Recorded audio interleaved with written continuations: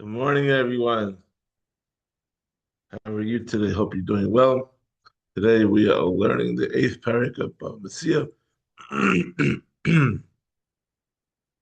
Excuse me. Today's shiur is the initials are Nachman Tzivah Kohen Nishul Machem Hashem Tzibra Chashav Shmuelid. And we know Moshe Ben Yosef made the Nishal Slav Aliyah. First, the Mohit Slav Rachalea, Rachel Bas Pasal Zelda, Rachel Eliana Bas Yar Bracha, Aaron Yisrael Berisha, Chaim Bas Bela, first, the Bas Shar, Chale Yisrael. And shout out to our good friends at the Imperial Advisory Group. Thank you for your sponsorship. If you or your company need help with this, with the financials, with the CFO type of stuff, please reach out to them at imperialgrp.com. They have 30 years of experience, and they can help you and your company. Here we go. Perek Tes Mishnah Aleph. Shal Parush, Shal Ba'aleh Someone borrowed a cow, borrowed its owner along with it. At the time they borrowed the cow, he asked its owner to do some work for him without pay. The owner agreed. Oh, Sachar Ba'aleh Ima. Or if at the time he borrowed the cow, he hired its owner along with it. Shalas Habaylim Oscharan. Or if he first borrowed or hired the owner, and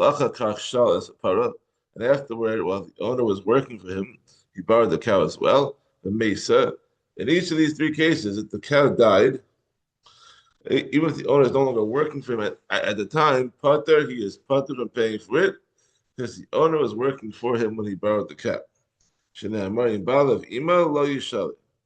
Pasuk says in Mishpatim, if its owner is working with him, then the borrower shall not pay. This teaches that as long as the animal's owner is working for the borrower, when he borrows it, he does not have to pay for its damage or loss. If he first borrowed the cow, only afterward borrowed or hired the cow's owner, the Mesa, and the cow then died, Chayev, the borrower is obligated to pay for it, because the owner of the cow is not working for the borrower when the cow was borrowed. As it says, if the owner is not working with him, the borrower shall surely pay. Mishnah Beis, Hashal Esapara, someone who borrows a cow, and either he borrowed it for half the day and rented it for the other half of the day, or he borrowed it for a full day and rented it for the next day, or he rented the one cow from the owner and borrowed another one from him. The Mesa, and the cow died. We don't know whether it died during the time it was borrowed or during the time it was rented, or whether it was borrowed, or whether it was borrowed. It was the borrowed cow that died, or the rented one. You know, there are a lot of things you don't know over here. Hamashil, another case. Hamashil Omer Shula Mesa. The lender says the borrowed cow is definitely the one that died. The Yom Shaisa Shula Mesa. Or in the case where he borrowed it for one day and rented it for another, the lender says it definitely died on the day it was borrowed. Or in the case where he borrowed it for half a day and rented it for the other half of the day, the lender says it definitely died during the time it was borrowed. In all these cases, the other one, in the borrower says, I do not know what happened.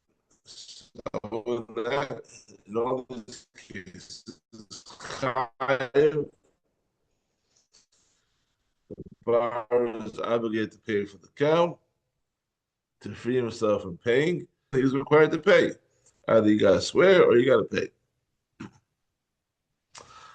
Hasocher Omer Shekura Mesa. If the renter says that the rented cow is definitely the one that died, the Yom Shaisa Shekura Mesa, or in the case where he borrowed the cow for one day, rented it for another day, the renter says it definitely died on the day it was rented. Or in the case where he borrowed it for half a day, rented it for half a day, he says it definitely died during the time it was rented. In all these cases, the other one the cow's owner says, I do not know what happened. Pater, the renter is exempt from paying for the cow that died because the renter is not chayav to swear an oath in this case. The third set of claims. In this one, the cow's owner says it was definitely the borrower that died, the borrower cow that died. Or he says the cow definitely died while it was borrowed. And the other one, the renter says it was definitely the rented cow that died.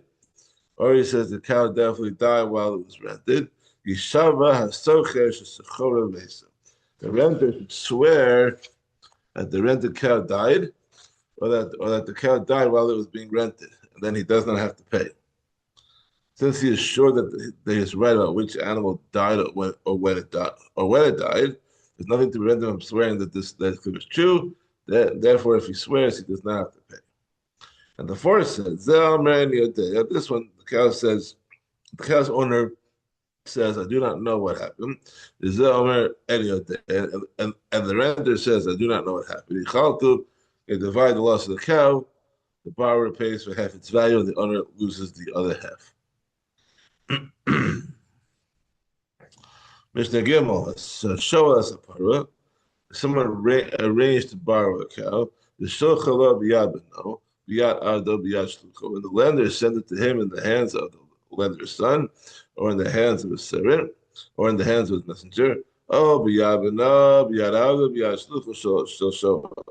Or he sent it to him in the hands of the borrower's son, or in the hands of the servant, or in the hands of the messenger, the mason, and the cow died on the way before reaching the borrower.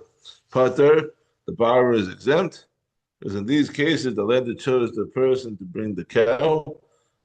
That person is considered to be acting on behalf of the lender, responsible for the cow until it actually reaches him. However, the borrower said to the lender,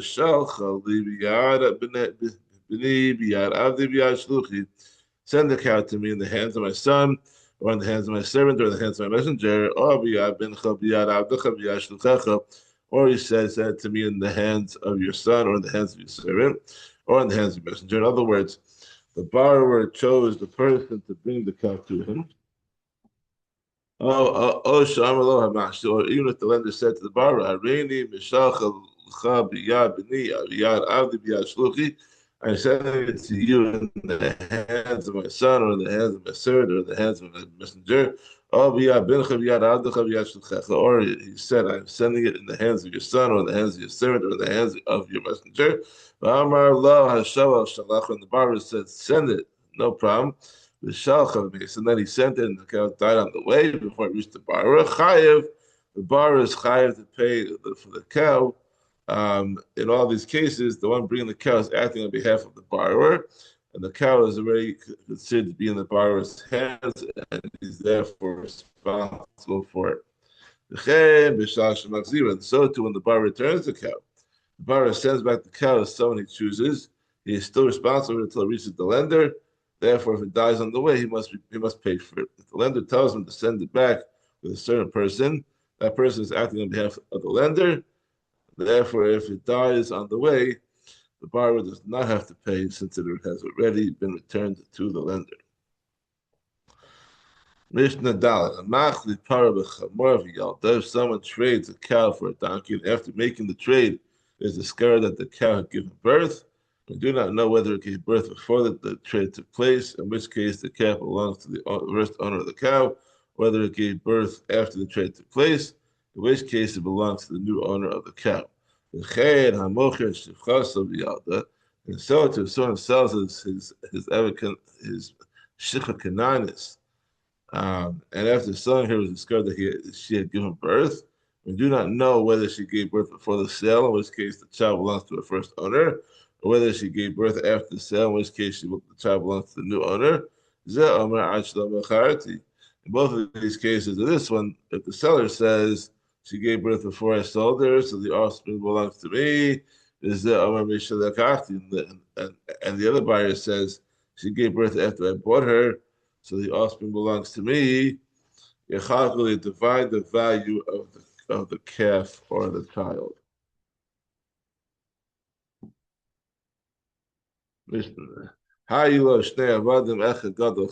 Someone had two slaves, one large and one small, and he sold one of them, but he and the buyer disagreed about which slave was sold. And so too, if someone has two fields, one large and one small, and he sold one of them, but he and the buyer disagree about which field he sold. Um, so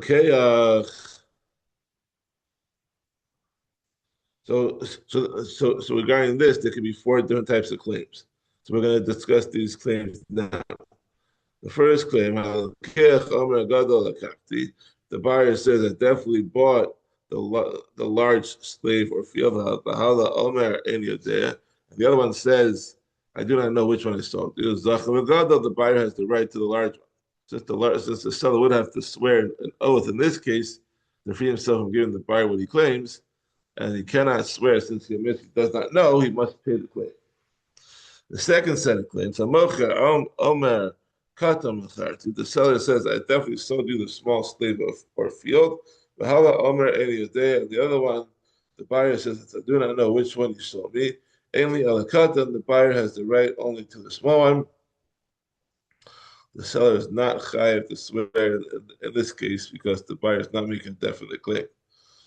This one, the buyer, if the buyer says, the third side of claims, the buyer says, I definitely bought the slave, the large slave or field.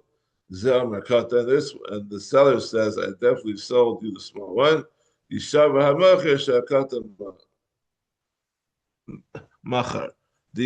seller must swear that he sold him the small one, and the buyer receives only the small one. And the first says, if the buyer says, I do not know which one I bought, and the seller says, I do not know which one I sold you, they divide the difference in value between the large one and the small one, and the seller gives the buyer half the extra value, and the buyer loses the other half. Mishnah, hey.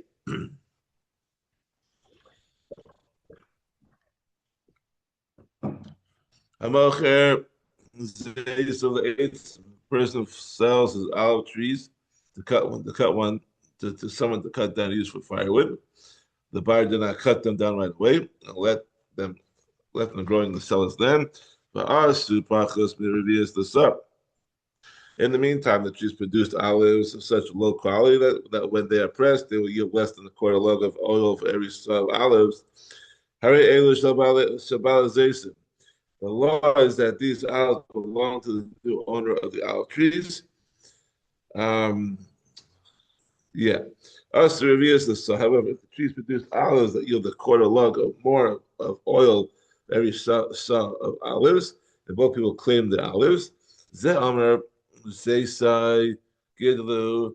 This the owner of the tree says, my olive trees grew these olives, so they belong to me. Ze'amer Artsi Gadla, and that one, and the other one, and the owner of the land says, my land grew these olives. They belong to me. Yichalku, they divide the olives between them since they're both right. The olives need both the trees and the land in order to grow. Um, it's also like you go by Telchus Brachos. You can make a boy per eight. You can make a boy per adama, something that grows from a tree, because ultimately the tree grows in the ground. So they would divide the uh, olives between them because they both have a claim. Yeah, the tree and the tree grows in the ground, so they both have a chelik in it.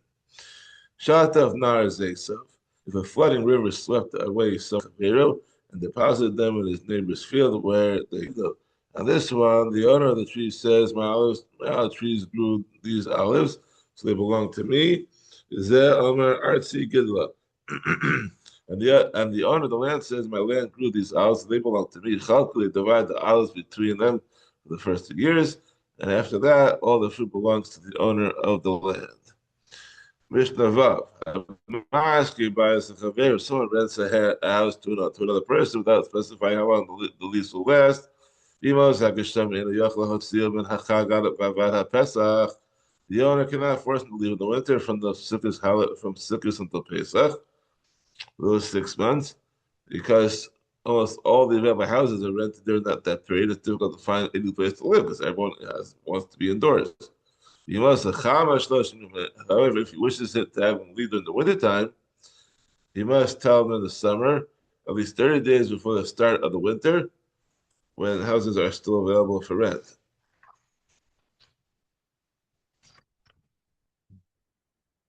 Oh, um,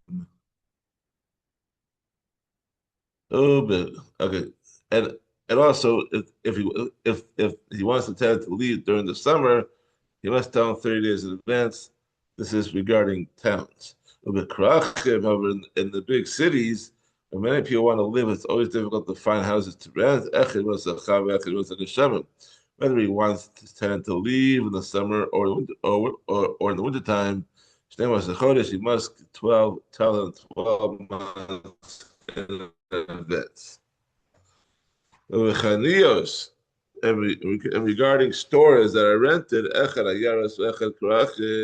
whether they are in towns or in big cities, he must tell the rented 12 months in advance. He wishes for him to leave because storekeepers often sell on credit. If they are forced to leave on short notice, the customers will owe them money. Who owe the money will not know where to find them, will not pay the storekeepers what they owe. Therefore, the owners must give the storekeepers 12 months' notice to give them time to collect their debts. Rabbi Shimon ben Gamliel says, if a store used by bread sellers or fabric dyers, he must let the renters know 3 years in advance, because such businesses sometimes allow buyers to wait a very long time before paying their bills. Therefore, they need to stay in place for 3 years to be able to collect what's owed to them.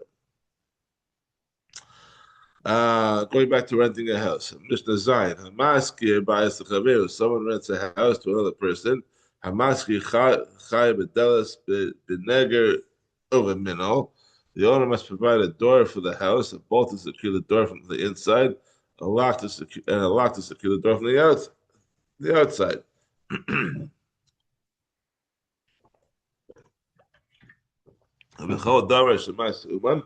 And anything else that requires a professional to make or fix, about something that does not require a professional, the renter must make or fix it himself. Manure left behind by someone else's animal belongs to the owner of the house, not to the renter. Since the chutzner is not included in the rental of the house, it still belongs to the owner, and it therefore acquires the manure for him. The renter has the right to keep only what is left over in the oven and the stove and the chatzir. The ash left behind by people using which is the ash left behind by people using the oven or stove. The right to use these ovens and stoves are usually included in the rental of the house. It's normal for a house to come with a stove. Therefore, they acquire. Therefore, the renter acquires any ashes left in them. Okay, Mishnah Ches talks about an ibriyor. A maskir buys the chaver l'shana. Someone would rent a house to another person for a year, and they agree that he pay a certain amount for the year.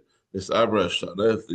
If a month is then added to the year, if you have two adars, so now the year has 13 months instead of 12. And this abra l'socher is added for the renter, and the renter does not have to pay extra for that month because the added month is included in the year. His kilo chadashim. However, if he rented it by the month, they agreed that he'd pay a certain amount for each month. This abra shana, if a month is then added to the year, this abra the maskir, he is added for the owner. The renter must pay for the extra month, since the agreement was that he would pay per month. Ma'isa b'tzipuri be'echas sacher be'echas happened in the city of Tzipur. before his son rented a bathhouse for another person. Mishnah says, "L'shana medina zah l'chodesh." Gold dinars for a year at one gold dinar per month, and then, so the renter argued he should not have to pay for the extra month. That was part of the agreement, and while the owner argued that he should pay because that was also part of the agreement. Bava, Ma'is, they Rabbi Shimon ben Gamliel, they Rabbi Yossi Amru, and the case came before Rabbi Shimon ben Gamliel and Rabbi Yossi to the side, and they said, "Yichalku as upar chodesh." You should divide the rent for the added month because they had two possibilities, and they're not sure who's correct. So therefore, the renter would pay half a gold dinar, and the owner will lose the other half. And Mishnah Tesh is the last one for today. Hamaskir bias chaver v'nafo. If someone rents a house to another person and it collapses, chayav lahamid low bias. The owner must provide a different house to the renter for as long as he was supposed to rent the original house. Hayakat only said, if the original house is small, he cannot provide him with a large house instead. And if the renter prefers a small one, God said, if the original house is large, he cannot provide him with a small house instead. If the renter wants a large one. If it had one room, the owner cannot provide a house that has two rooms. If it had two rooms, he cannot provide a house that has only one room. In both of these cases, the renter can say that he prefers the other type of house. The owner can also not give a house with fewer windows, nor a house with more windows if the renter insists on a house with the original number of windows. In all these cases, a change may not be made unless they both agree to the change. Thank you for joining us. We'll continue tomorrow with Perek Test and wrap up the Masechta on Thursday and start Bava Basra on Friday. Have a wonderful day. Call Tuv.